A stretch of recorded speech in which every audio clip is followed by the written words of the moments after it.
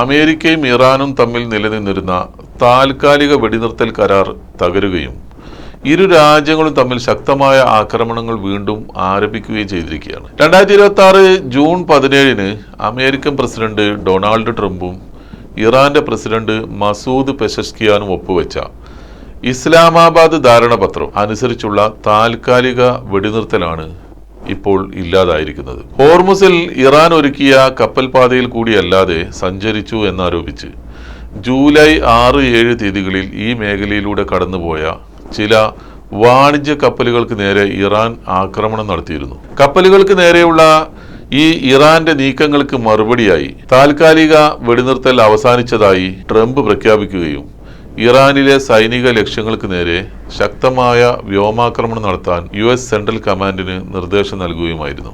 ഇറാനിലെ വിവിധ ഭാഗങ്ങളിലായി ഏകദേശം 90ഓളം കേന്ദ്രങ്ങളിലാണ് അമേരിക്ക ആക്രമണം നടത്തിയത് എന്നാണ് ഔദ്യോഗിക വിശദീകരണം. ഇറാന്റെ മിസൈൽ ലോഞ്ചറുകൾ, വിമാനത്താവള റൺവേകൾ, പാലങ്ങൾ, മറ്റ് സൈനിക അടിസ്ഥാന സൗകര്യങ്ങൾ എന്നിവ തകർക്കപ്പെട്ടു എന്ന് സെൻകോം അവകാശപ്പെടുന്നുമുണ്ട്.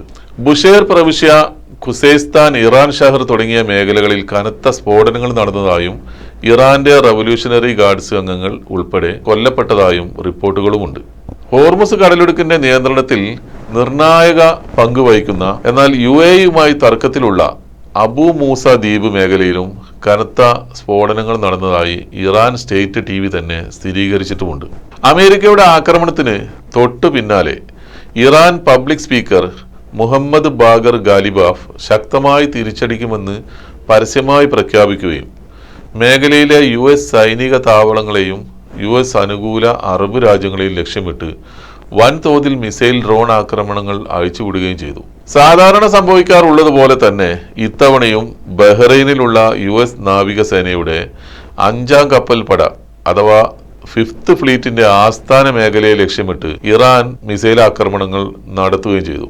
അമേരിക്കൻ സൈനിക സാന്നിധ്യമുള്ള കുവൈത്ത്, ഖത്തർ എന്നീ രാജ്യങ്ങൾക്ക് നേരെയും ഇറാന്റെ മിസൈൽ പ്രഹരമുണ്ടായി. ഇറാന്റെ ഭാഗത്തു നിന്നുള്ള മിസൈലുകളെയും ഡ്രോണുകളെയും തങ്ങളുടെ വ്യോമ പ്രതിരോധ സംവിധാനങ്ങൾ ഉപയോഗിച്ച് തടഞ്ഞുവെന്ന് കുവൈത്ത് അവകാശപ്പെടുന്നുണ്ടെങ്കിലും അവർക്ക് കനത്ത നാശനഷ്ടങ്ങൾ സംഭവിച്ചു എന്ന് സ്ഥിരീകരിക്കാത്ത റിപ്പോർട്ടുകളുമുണ്ട്.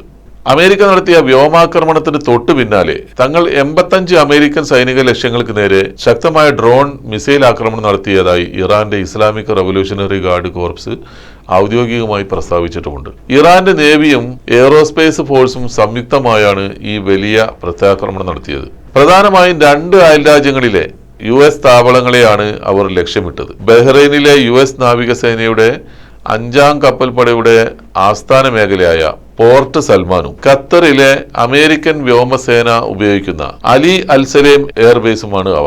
ഈ ആക്രമണങ്ങൾക്കിടെ ഇറാനിയൻ അതിർത്തിയിലേക്ക് കടക്കാൻ ശ്രമിച്ച അമേരിക്കയുടെ അത്യാധുനിക MQ-9 റീപ്പർ ഡ്രോൺ തങ്ങളുടെ വ്യോമ പ്രതിരോധ സംവിധാനം ഉപയോഗിച്ച് ബുഷേർ പ്രവിശ്യക്ക് മുകളിൽ വെച്ച് വെടിവെച്ചിട്ടതായും IRGC വ്യക്തമാക്കുന്നുണ്ട്. അമേരിക്കൻ പ്രസിഡന്റ് ഡൊണാൾഡ് ട്രംപ് ഏകപക്ഷീയമായി വെടിനിർത്തൽ കരാർ ലംഘിക്കുകയും ഇറാന്റെ എണ്ണ വിൽപ്പനയ്ക്കുള്ള അനുമതി റദ്ദാക്കുകയും ചെയ്തതിനാലാണ് ഈ ആക്രമണം നടത്തിയതെന്ന് ഇറാന്റെ പാർലമെന്റ് സ്പീക്കർ വിശദീകരിക്കുന്നുണ്ട്. ഭീഷണിപ്പെടുത്തലിന്റെയും അടിച്ചമർത്തലിന്റെയും കാലം കഴിഞ്ഞു എന്നാണ് അദ്ദേഹം ഇതിനോട് പ്രതികരിച്ചത്. അതേസമയം അമേരിക്കൻ സെൻട്രൽ കമാൻഡ് തങ്ങളുടെ ഭാഗത്തുണ്ടായ നാശനഷ്ടങ്ങളുടെ പൂർണ്ണമായ വിവരങ്ങൾ ഇതുവരെ ഔദ്യോഗികമായി പുറത്തുവിട്ടിട്ടില്ല. മേഖലയിലെ സ്ഥിതിഗതികൾ ഇപ്പോഴും അതീവ ഗുരുതരമായി തന്നെ തുടരുകയാണ്. അമേരിക്കയുടെ SBIRS space based infrared system radar സംവിധാനം ഇറാൻ തകർത്തു എന്ന ഒരു പുതിയ വാർത്തയും പുറത്തു വന്നിട്ടുണ്ട്. SBIRS എന്നത് ഭൂമിയിലുള്ള റഡാർ സിസ്റ്റം മാത്രമല്ല, മറിച്ച് ബഹിരാകാശത്തുള്ള US സ്പേസ് ഫോഴ്സിന്റെ സാറ്റലൈറ്റ് ശൃംഖലയാണ്. അതായത് മിസൈൽ വാർണിംഗ് സാറ്റലൈറ്റ് ഭൂമിയിൽ എവിടെയെങ്കിലും മിസൈൽ വിക്ഷേപിച്ചാൽ അതിന്റെ ഇൻഫ്രാറെഡ് എമിഷൻ കണ്ടെത്തി നിമിഷങ്ങൾക്കകം മുന്നറിയിപ്പ് നൽകുകയാണ് ഈ സാറ്റലൈറ്റുകളുടെ ജോലി.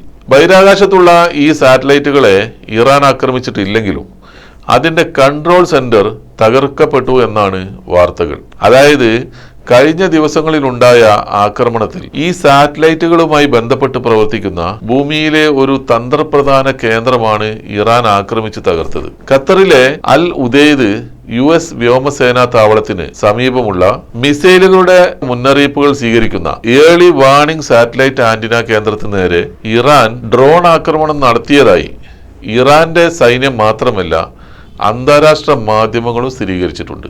ഇതോടൊപ്പം കൂട്ടി വായിക്കേണ്ട മറ്റൊന്ന്, 2026 മാർച്ചിൽ നടന്ന യുദ്ധത്തിൽ ഇതേ താവളത്തിൽ വെച്ച് അമേരിക്കയുടെ അതിവേഗ മിസൈൽ പ്രതിരോധ റഡാറായ AN/FPS 132 ഇറാന്റെ മിസൈൽ ആക്രമണത്തിൽ തകർന്നിരുന്നു. ഏകദേശം $200 കോടി വിലമതിക്കുന്ന 5000 കിലോമീറ്റർ അകലെയുള്ള മിസൈലുകളെ വരെ കണ്ടെത്താൻ ശേഷിയുള്ള റഡാറായിരുന്നു അത്. ഇത്തവണ തകർക്കപ്പെട്ടത് സാറ്റലൈറ്റുകളിൽ നിന്നുള്ള വിവരങ്ങൾ സ്വീകരിക്കുന്ന ഇതേ US താവളത്തിലെ സാറ്റലൈറ്റ് ആന്റിന സംവിധാനങ്ങൾക്ക് നേരെയാണ്. ഇതോടൊപ്പം നമ്മൾ കാണേണ്ട മറ്റൊരു സുപ്രധാന കാര്യവുമുണ്ട്. അന്താരാഷ്ട്ര തലത്തിൽ സമാധാന ശ്രമങ്ങൾക്കായി മുന്നിട്ടിറങ്ങുന്ന ഖത്തറിൽ നിന്നും തങ്ങൾ ഈ യുദ്ധത്തിൽ പങ്കാളികളെയല്ല എന്ന് നിരന്തരം പ്രസ്താവന നടത്തുന്ന UAE നിന്നുമാണ് ഇറാനെ ആക്രമിക്കാനുള്ള ഈ സൈനിക നീക്കങ്ങൾ അമേരിക്ക നടത്തിയത്. ഇത് ഇറാൻ തെളിവ് സഹിതം പുറത്തുവിട്ടത് അറബ് രാജ്യങ്ങൾക്ക് വീണ്ടും നാണക്കേടായി.